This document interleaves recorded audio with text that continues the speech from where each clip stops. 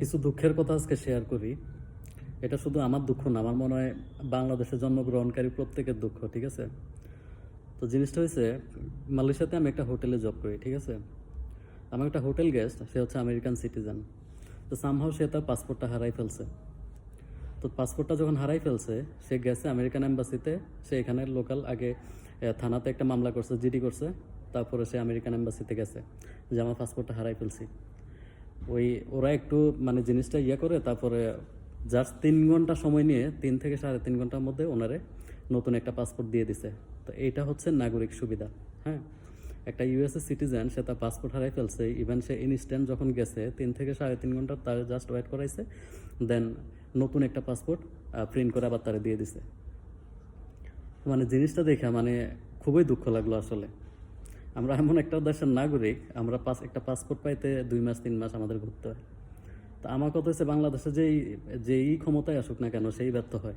এমন একটা দেশ, এটা সিস্টেম এমন অবস্থা, যে ক্ষমতায় আসে সেই ব্যর্থ হয় এটা পরিচালনা করতে। দেখেন ভাই, যদি আপনি হিরো আলমরও আয়না বসাই দেন, কোনো প্রবলেম নেই। আমাদের দরকার হচ্ছে নাগরিক সুবিধা। আমি একটা পাসপোর্ট করতে যেন মাসের পর মাস ওয়েট করতে না লাগে। আমি একটা ব্যাংক কার্ড, আমি একটা অনলাইন করতে, একটা কিছু করতে, জন্ম নিবন্ধন, ভোটার আইডি যাই বলেন না কেন, আমার যেন মাসের পর মাস না ঘুরতে হয়। এই দেশে জন্মগ্রহণ করে আমি কোনো নাগরিক সুবিধাই পাইতেছি না, কেউই পাইতেছে না। এই কি দেশ! এই দেশের সিস্টেম এত বাজে, মানে আমাদের বাংলাদেশের কথা বলতেছি, এত বাজে। আপনি যে কোনো কিছুর জন্য যাবেন, আপনার জিন্দিগি তামা তামা। আপনার সারা জীবনে আমাদের অর্ধেকটা সময় চলে যায় শুধু জন্ম নিবন্ধন, ভোটার আইডি এসবের নাম ঠিক করতে করতে। সার্টিফিকেট দেখবেন প্রত্যেকটা জায়গায় ভুল, প্রত্যেকটা জায়গায় সমস্যা। তা আমরা এই সমস্ত মানে উন্নত দেশগুলো, তারা যে সমস্ত নাগরিক সুবিধা ভোগ করে, আমরা আমাদের আমাদের বাংলাদেশি হয়ে আমরা মনে হয় তার 5%ও পাই না।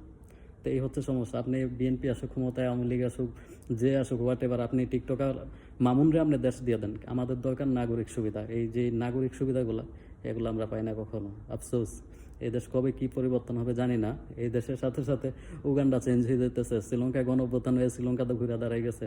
পৃথিবীর প্রত্যেকটা দেশ ডেভেলপ করতেছে, শুধুমাত্র আমরা ছাড়া।